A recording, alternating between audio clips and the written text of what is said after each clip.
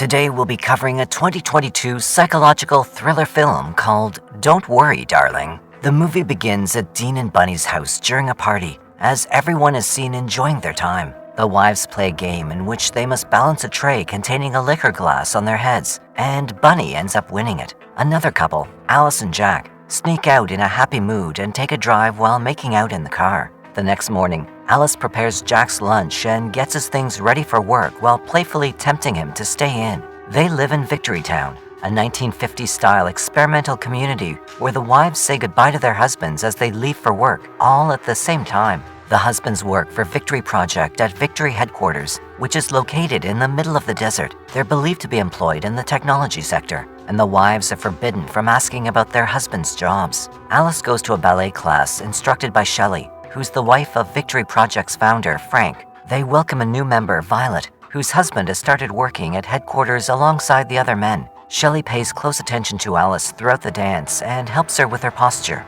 Next, Alice notices her neighbor, Margaret, clenching a toy airplane while standing with her eyes closed. Despite finding it strange, she doesn't give it much thought and goes to the kitchen. There, Alice notices something strange with the eggs. When she cracks them open, she's shocked to see no yolk in any of them. Later that evening, when Jack gets home, they're both filled with passion and make love at the dinner table. The following day, Frank organizes a party to officially welcome their newest members, Bill and Violet. Everyone is there, and as usual, both men and women appear to be in utter admiration of what Frank is accomplishing with Victory Town. However, Margaret speaks up and insists that the woman shouldn't be there, and her husband, Ted, quickly pulls her away before she can start a scene. Seeing this, other women discuss how Margaret has been disturbed since her son disappeared into the desert. However, Margaret claims that the company took her son as punishment for uncovering whatever mystery she found. Later, Alice goes inside the house, and Jack begins to make out with her. Meanwhile, Frank enters the room and creepily watches them, but only Alice notices him. The next day, the women meet in a showroom and talk about the event from the previous day. As Peg was not present there, she asks about Margaret's outburst, and Bunny replies that Margaret has threatened her husband's position in the company. Alice feels sorry for Margaret and assumes she must have seen something, but Bunny reminds them that there's only one rule they must abide by, that the wives should never travel to the Victory headquarters. In the meantime, Alice experiences hallucinations in which she sees some women doing a dance routine. Next, Alice rides a trolley out of town and into the desert. As she looks up at the sky, she notices a plane falling and crashing into the side of the mountain. She requests the lorry driver to take her to the accident site, but the man freezes up and says that he's not permitted to go there. Frustrated with this, she gets out and tries to follow the trail by herself, and eventually she reaches the headquarters. When she touches the glass entrance of the headquarters, Alice sees visuals of blood and women dancing in synchronization. And with that, she also hears the sound of Frank's voice somewhere in the mix. Suddenly, she wakes up back in her bedroom,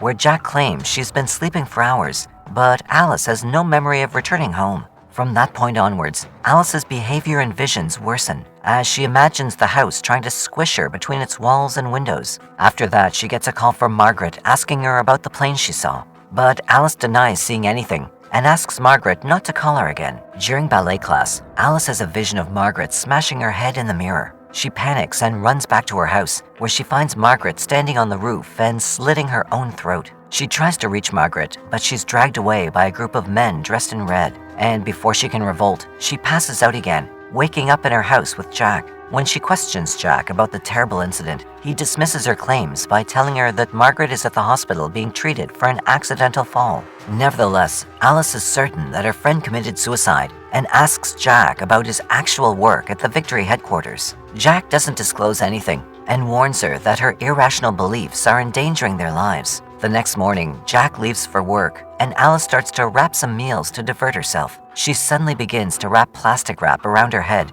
and keeps it there until she's on the verge of suffocating. Later, when the town doctor, Dr. Collins, comes to check on her, he completely dismisses her claims that she saw Margaret slit her throat. He simply says that it might be one of many delusions that she's had. Collins gives her some pills, but Alice declines, saying she doesn't need them. When she's speaking with the doctor, Alice notices a file with Margaret's name on it. When Collins forgets his suitcase, She quickly steals the file before he returns back to get it. Later, Alice opens the file and discovers that most of the recorded information has been redacted and blacked out, so she ends up burning the file. Next, Alice and Jack attend a big event that Frank is hosting, where all the other couples are also present. The ceremony starts with an impressive dance performance by a stripper, which causes Alice to hallucinate about her bizarre dancing visions again. She begs Jack to take her back home, but he ignores her as he's completely involved in Frank's announcement. Then Frank announces that Jack has been promoted and will now be working with the seniors. While he awards Jack with a ring for his achievements, Alice loses her composure and rushes to the restroom. While Jack performs on stage, Bunny approaches Alice in the restroom and asks her if she's all right.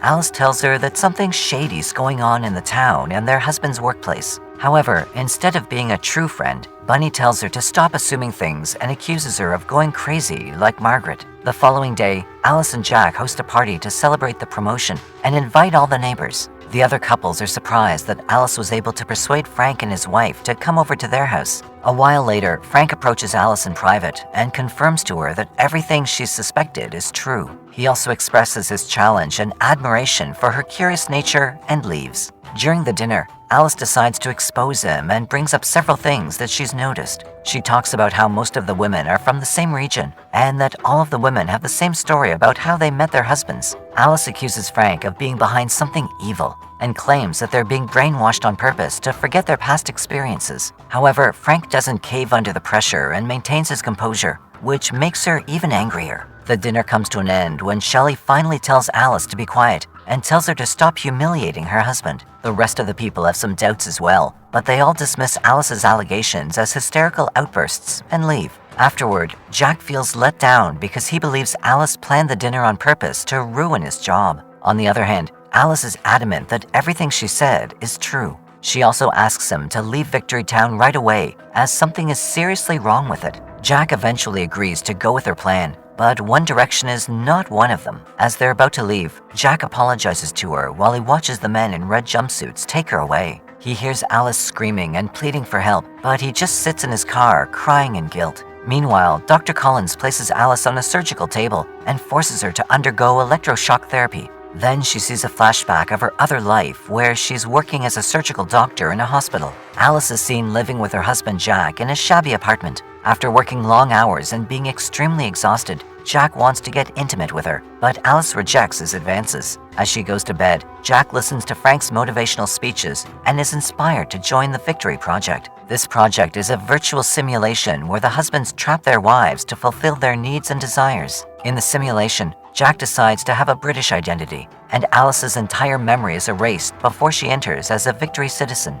After receiving treatment, Jack takes back Alice to her home, where she's greeted by everyone with a large party. She has no recollection of the earlier events, and her days continue as usual. However, one day as she's making dinner, Alice hears Jack humming a song that they used to know in the real world, and she suddenly remembers how he forced her into a simulation. After coming to this realization, she confronts Jack, accusing him of taking away her life choices to satisfy his male ego. In his response, Jack says that he genuinely wanted to see her happy as she used to work long hours and was very unhappy in the real world. He further reveals that all the husbands, including him, leave Victory every day to go to the real world and work there to pay for the procedure. As he begs for her forgiveness and grips her tightly, Alice slams a liquor glass over his head, ultimately killing him. As soon as Frank finds out about Jack's death, he sends agents to capture Alice. In the meantime, Bunny shows up and asks Alice to leave Victory immediately. She also reveals that all this time, she was aware of the simulation.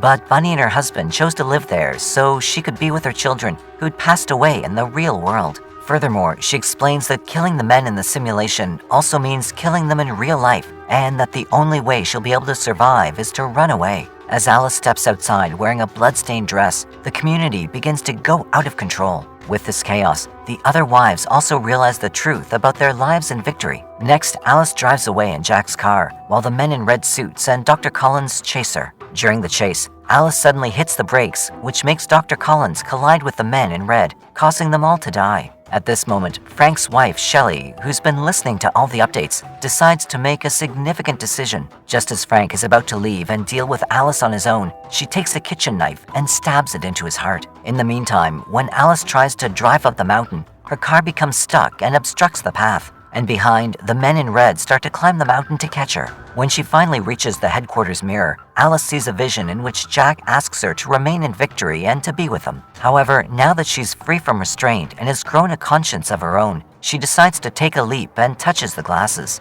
The screen then goes black, and the movie ends with Alice gasping as she wakes up in the real world.